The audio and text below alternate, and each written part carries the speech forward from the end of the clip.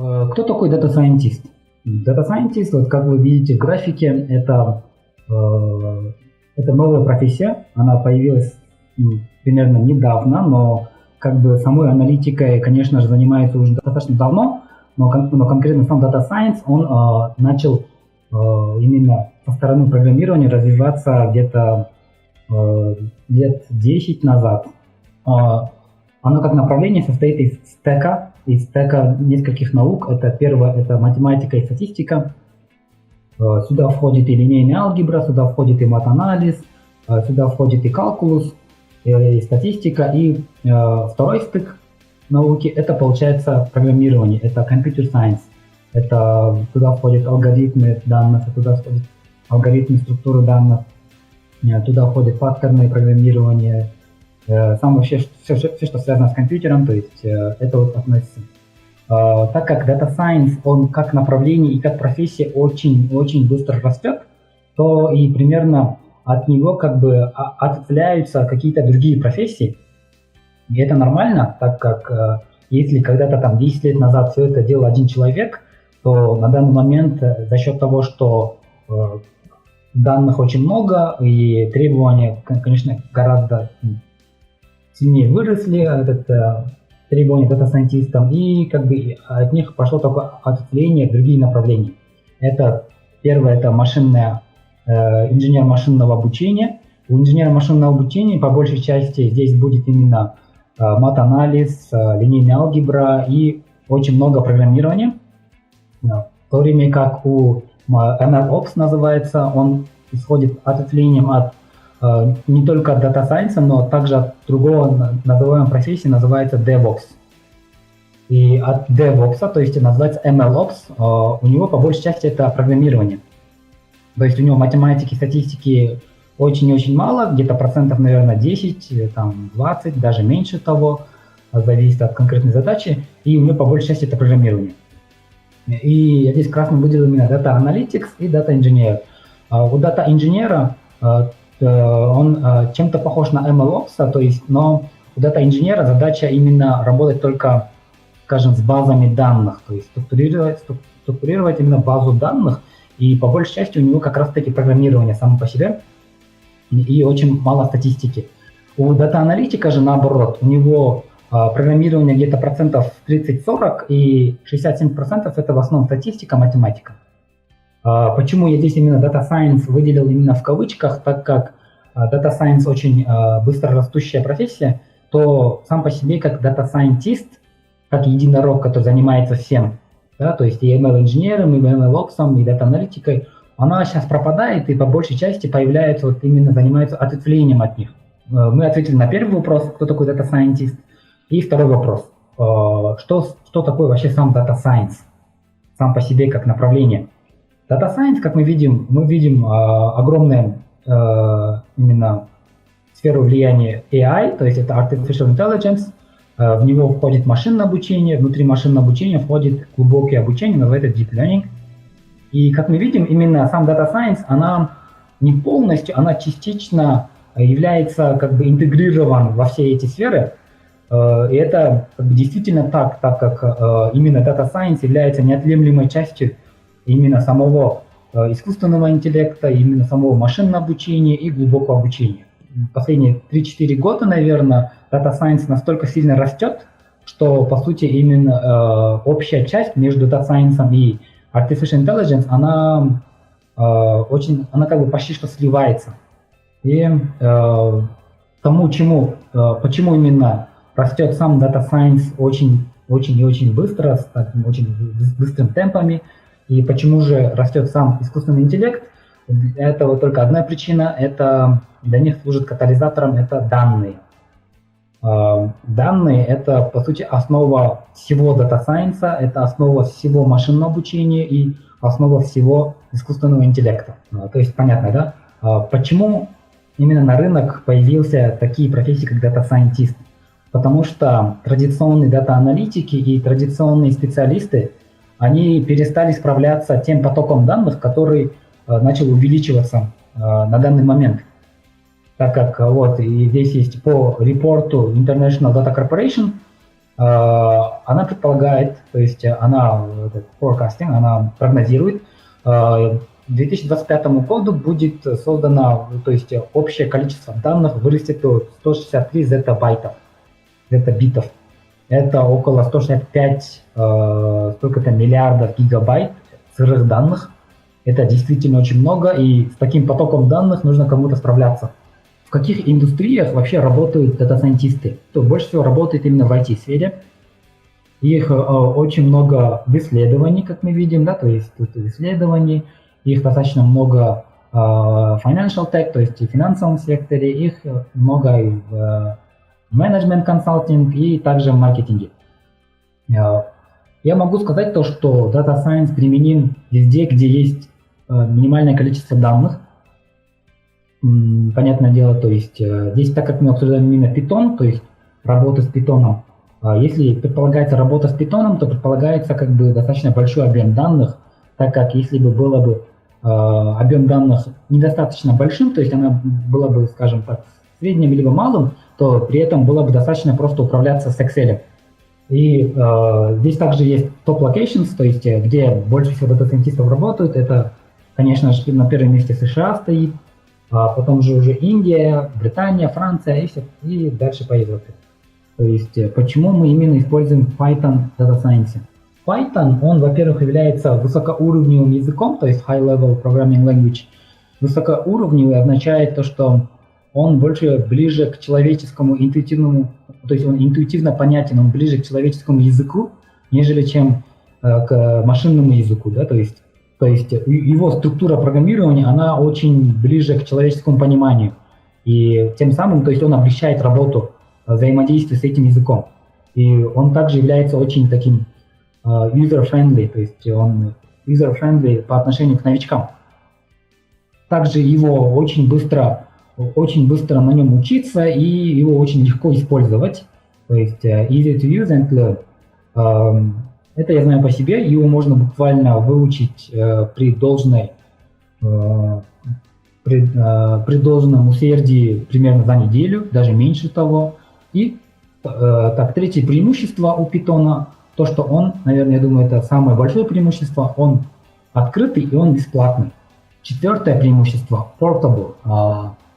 Означает то, что он портативный. Портативный – это считается, что Python является кроссплатформенный, то есть на каком бы компьютере, на какой бы архитектуре именно процессор он не работал, он будет работать одинаково, так как он является кроссплатформенным. Portable – это языки сам по себе программирования, они делятся на два типа. Это структурные, это получается языки, которые используют компиляторы, и используют те, которые используют интерпретаторы. Python же использует интерпретатор. У каждого и компилятора, и интерпретатора есть свои минусы и плюсы, но в данном случае у Python используется интерпретатор, и я считаю это очень большим плюсом. Также, кроме объектно-ориентированного программирования, он поддерживает структурные и функциональные стили программирования. Но нужно помнить, Python это general purpose, то есть он является свободным языком, и его применяют не только в дата-аналитике, его применяют и в других сферах. Например, вот, как Python Applications здесь видно, его также применяют в веб-разработке, то есть, наверное, слышали то, что какой-то сервер, либо бэкэнд сайта, он работает на Python. Он популярный именно в данной области. Также на нем делают какие-то приложения на компьютере. Scientific Numeric, сюда входит как раз-таки и анализ данных с помощью Python. Также на Python можно делать игры, можно рисовать и также подключаться к базам данных и все такое. Но здесь могу отметить только два направления, в которых Python очень популярен. Это, во-первых, это именно дата-анализ, и второе – это веб-разработка. Не обязательно одному дата-сайентисту как бы знать только один Python, достаточно. Можно знать и несколько языков, вам никто не мешает. Вы можете работать как и на Python, также и на SPSS, и на SAS, и на ARIA. То есть, если у вас есть время, если вы видите преимущества, когда мы занимаемся достаточно очень серьезными проектами, и там крайне важен именно быстродействие. К сожалению, Python сам по себе, он очень понятный язык, он очень удобный язык, но он не славится быстродействием. То есть Именно по этой причине принято использовать, когда мы работаем в Python, мы чаще всего пишем команды, сам код на Python, а работает он на другом языке, например, на C++. Да, он медленный, я с этим соглашусь, он действительно медленный, но для этого есть другие языки, которые используются с интеграцией с Python. Большинство наших проектов, когда мы делаем, нам нужно именно нашу аналитику надо будет интегрировать с веб-сайтом.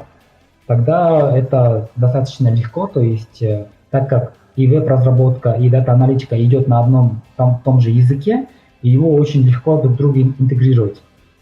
В то время как если пишется на SPSS, на ARI, там приходится соблюдать некоторые именно ход, то есть сохранять процесс обработки алгоритмов, а потом ее воспроизводить опять же на Python.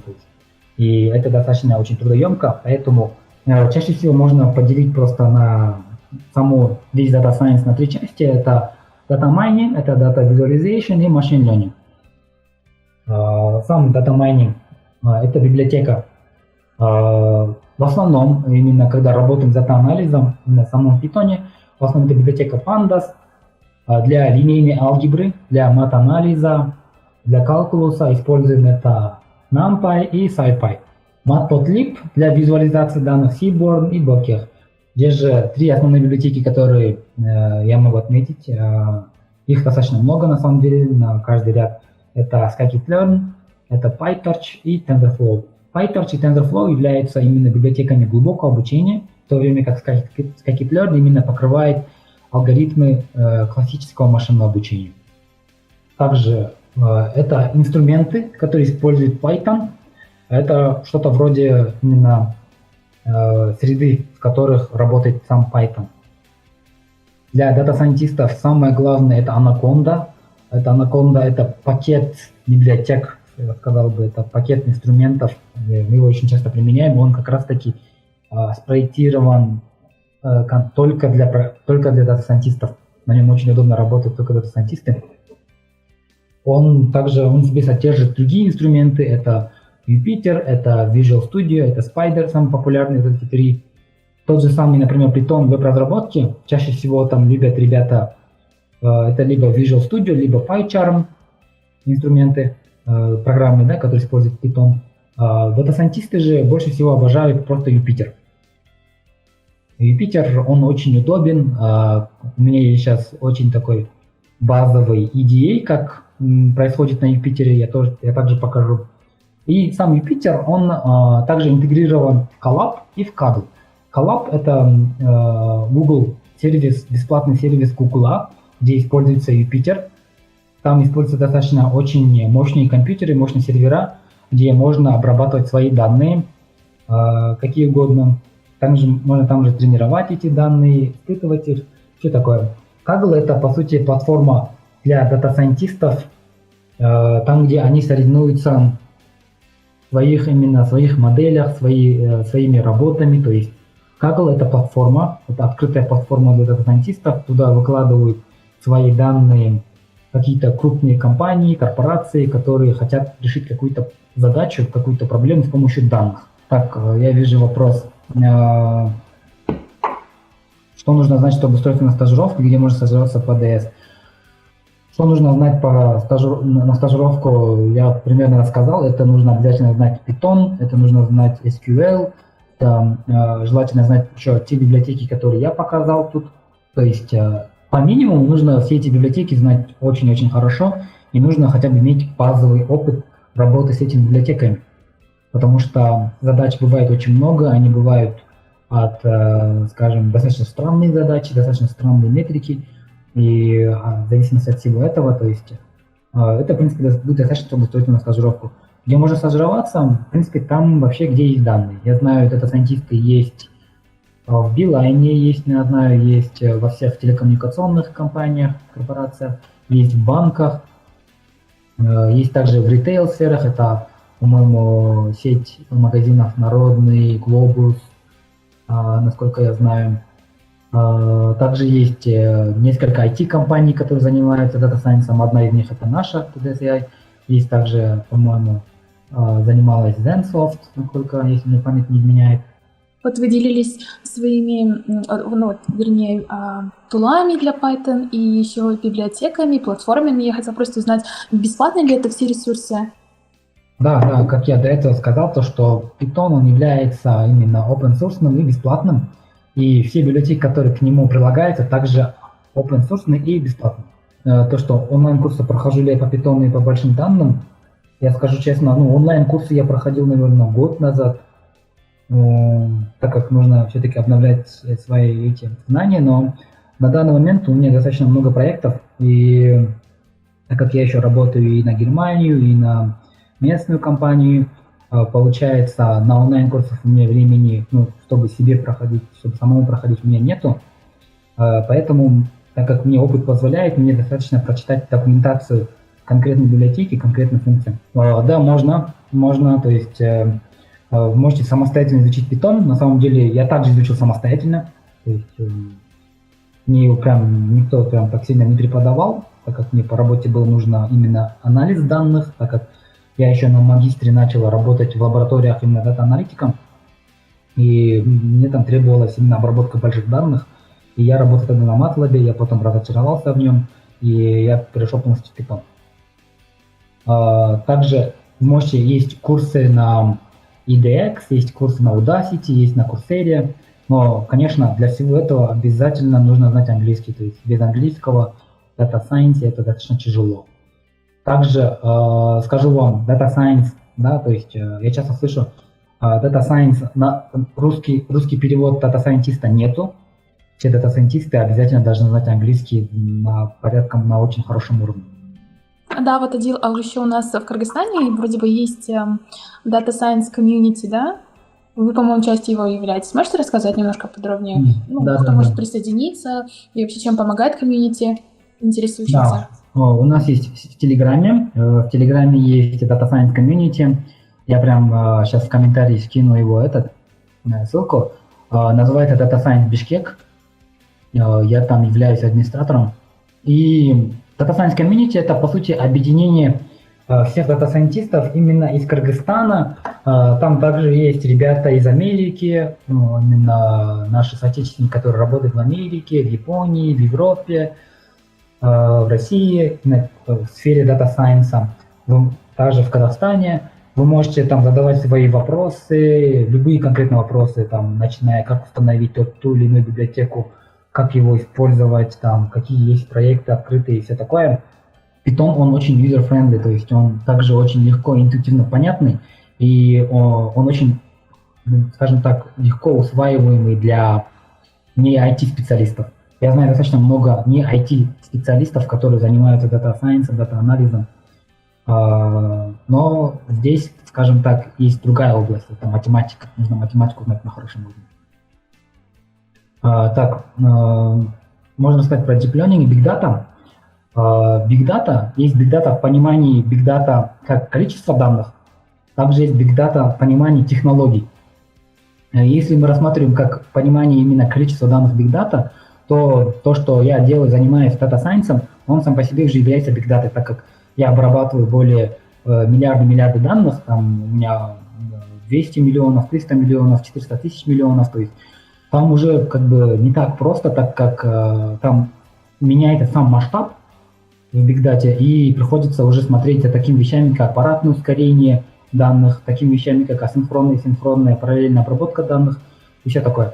Ну, если рассматривать Big Data как технологии, то это уже, то есть сам Data Science, да, как я здесь рассказывал, по-моему, здесь Toolbox есть, сам Data Science, скажем так, Big Data технологии, они делят только основу, они делят, то есть у них сам процесс, то есть весь именно Data Science Lifecycle, он будет одинаковый, но будет разные языки, то есть Big Data технологии используется Java.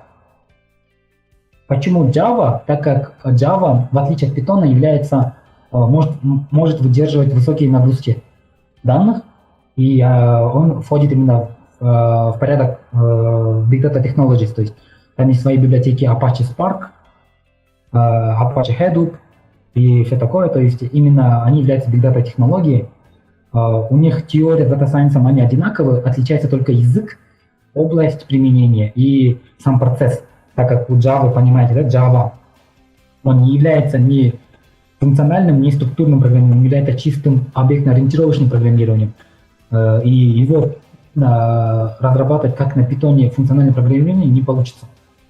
Java очень часто используют в крупных корпорациях, в банках, так как он как раз-таки позволяет вырабатывать очень-очень большие датасеты, очень такие высокие нагрузки без потерь.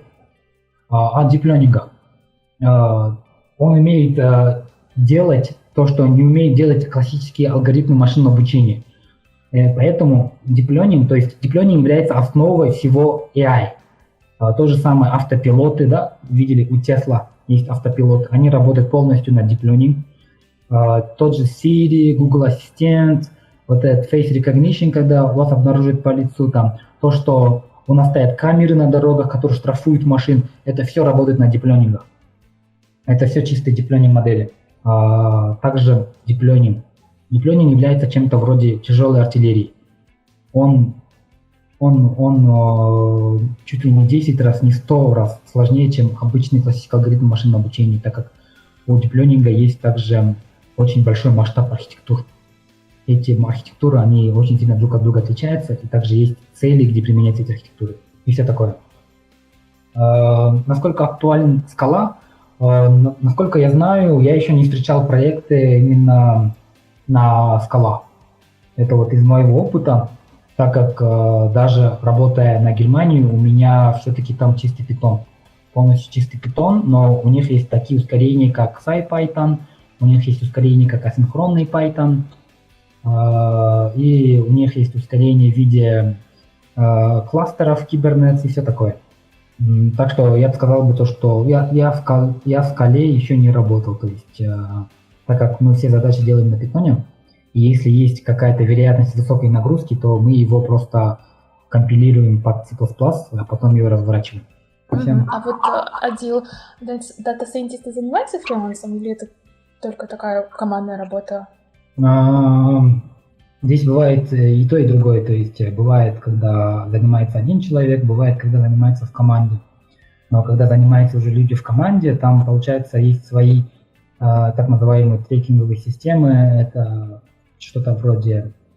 Так как все дата-сайентисты, когда они работают над одной задачей, скажем, над одним моделированием, они берут разные гипотезы и обрабатывают разные гипотезы. То есть какая гипотеза лучше работает, и они используют свои системы, называемые MLflow, есть такие трекинговые системы, как MLflow, Weight and Biases, Neptune AI, есть Databricks, помимо от корпорации, у них есть свои эти продукты именно для того, чтобы дата-сайентисты работали над одной задачей в группе, либо одному.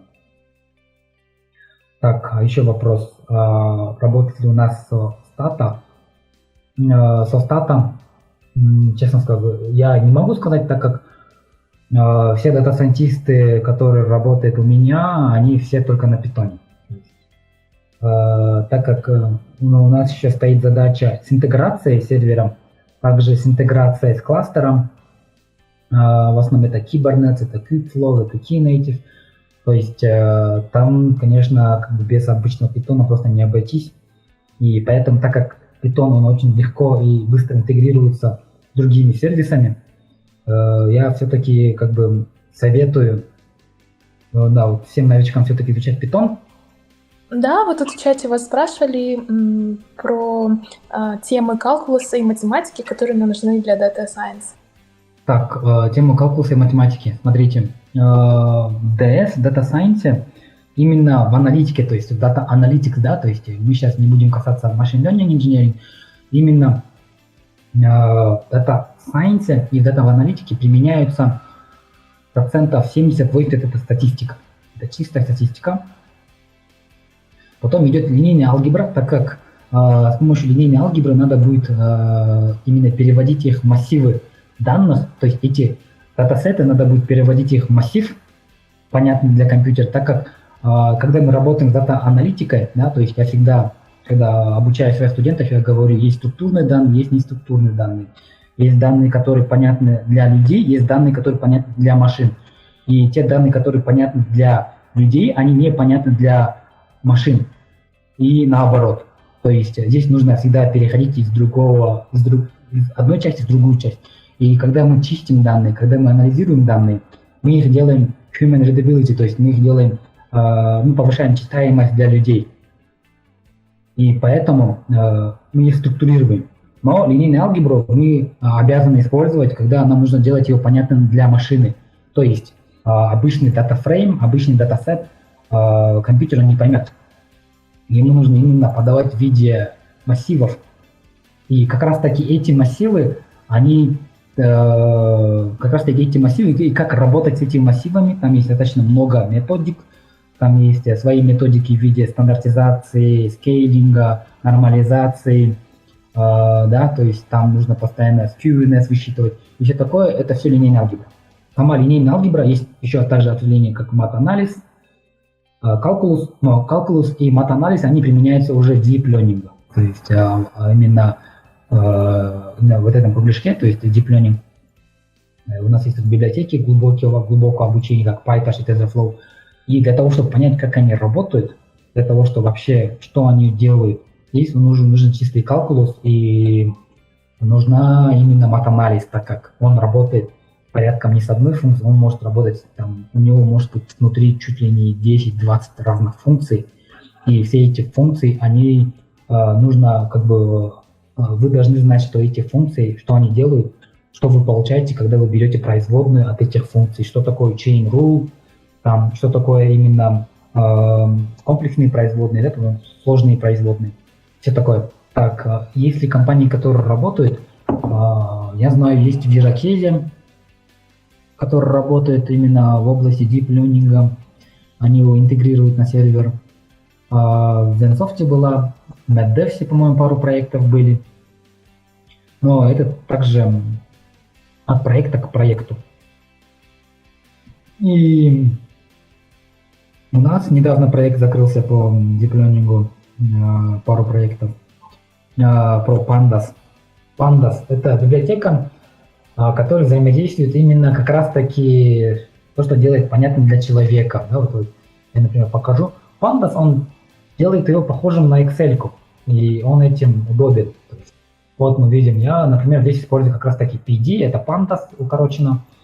Я использую Pandas, и мы видим здесь, как обычная Excel-ка, как будто бы у него есть колонки, у него есть индексы, столбцы, колонки, столбцы и все такое. Просто отличие от Excel в том, что мы взаимодействуем с помощью Python, мы также можем обрабатывать очень большие типы данных, при этом не нагружая компьютер, либо управляя, как нагружается компьютер. Это делает Pandas, он этим удобен. Как сохранять библиотеки? Библиотеки сохранять не нужно. Это библиотеки, их нужно устанавливать, их нужно обновлять, так как эти библиотеки, они open source, они постоянно обновляются. Вы можете создавать свои библиотеки.